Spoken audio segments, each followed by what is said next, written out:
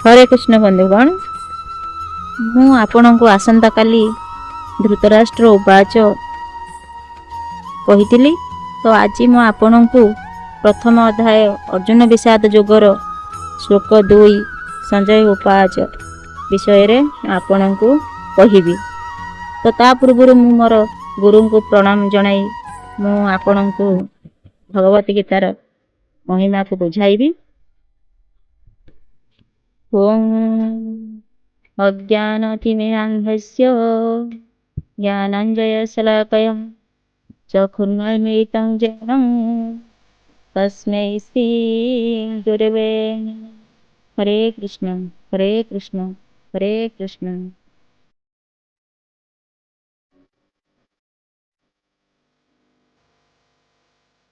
संजय उवाच दृष्ट्वा तु पाण्डवानीकं दिव्यं दुर्योधनस्तदा आचार्योमुपसंगम्य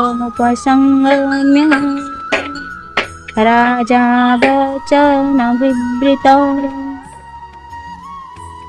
देखନ୍ତୁ ଏହି ଶ୍ଲୋକରେ संजय धृतराष्ट्रଙ୍କ ପ୍ରଶ୍ନର ଉତ୍ତର ଦେଇ କହିଛନ୍ତି, हे महाराज, ଏବେ ଆପଣଙ୍କ ପୁତ୍ର ଦୁର୍ଯ୍ୟୋଧନ ପାଣ୍ଡବଙ୍କ ସେନାର ନିରୀକ୍ଷଣ କରୁଛନ୍ତି ଏବଂ ଗୁରୁ ଦ୍ରୋଣଙ୍କ ପାଖକୁ ଯାଇ ତାର ବର୍ଣ୍ଣନା କରୁଛନ୍ତି। ଏଇଟା ଠିକ୍ ସେହିପରି ଅଟେ ବନ୍ଧୁଗଣ, ଯେପରି ଆମେ ରେଡ଼ିଓ ମାଧ୍ୟମରେ କ୍ରିକେଟ ମ୍ୟାଚକୁ ଶୁଣିଥାଉ। ସଞ୍ଜୟ ନିଜର ଦିବ୍ୟ ଦୃଷ୍ଟି କାରଣରୁ ସମସ୍ତ ଯୁଦ୍ଧକୁ ଦେଖିପାରୁଛନ୍ତି ଏବଂ ରାଜା ଧୃତରାଷ୍ଟ୍ରଙ୍କୁ ସମସ୍ତ ଯୁଦ୍ଧର ବର୍ଣ୍ଣନା ବିସ୍ତାର ଭାବରେ କରୁଛନ୍ତି। ଆଉ ଆଜି ଆମେ ସମସ୍ତେ ମଧ୍ୟ ସଞ୍ଜୟଙ୍କ ପାଇଁ ଭଗବାନ କୃଷ୍ଣଙ୍କର ଦ୍ୱାରା ଅର୍ଜୁନଙ୍କୁ ଦିଆଯାଇଥିବା ମହାନ ଭଗବତ ଗୀତାର ଶିକ୍ଷା ପାଇପାରୁଛୁ।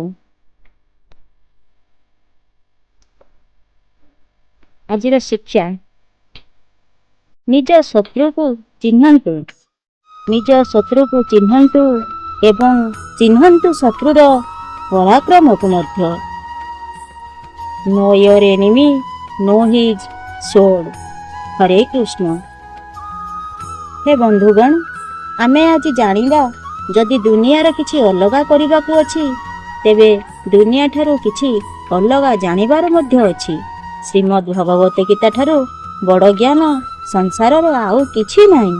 ଯଦି ଆପଣ ଏହି ସବୁଠାରୁ ବଡ଼ ଜ୍ଞାନ ତଥା ଶ୍ରୀମଦ୍ ଭଗବତ ଗୀତାକୁ ଜାଣିନେଲେ ତେବେ ଦୁନିଆରେ ଏମିତି କିଛି ନାହିଁ ଯାହା ଆପଣ କରିପାରିବେ ନାହିଁ। ଯଦି ଆପଣମାନଙ୍କୁ ମୋର ଏଇ ଭିଡ଼ିଓଟି ଭଲ ଲାଗୁଥିବ ତାହେଲେ ଆପଣ କମେଣ୍ଟ ମାଧ୍ୟମରେ ନିଶ୍ଚିତ ଜଣାଇବେ। ତ ମୁଁ ଯେତିକି ବି ନିଜେ ପଢ଼ୁଛି ଆପଣଙ୍କୁ ତାହା ମୋ ମାଧ୍ୟମରେ ଆପଣଙ୍କ ପାଖରେ ପହଞ୍ଚାଇ ପାରୁଛି।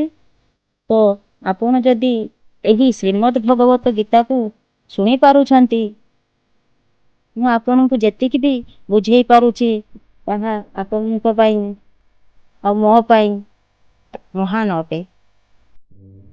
ତେବେ ରହିଲି, ଆଶା କରୁଛି ଆପଣଙ୍କୁ ଶ୍ରୀମଦ୍ ଭଗବତ ଗୀତାକୁ ମୁଁ ବୁଝେଇ ପାରୁଛି। ଯଦି ବୁଝେଇ ପାରୁଥିବି ତେବେ ହେଲେ ଆପଣ ମୋ ଚ୍ୟାନେଲକୁ ସବସ୍କ୍ରାଇବ୍ ମଧ୍ୟ କରିବେ। ମୁଁ ପ୍ରତ୍ୟେକ ଦିନ ଗୋଟେ ଗୋଟେ ଶ୍ଲୋକ ଆପଣଙ୍କ ପାଖକୁ ନେଇ ଆସିବି।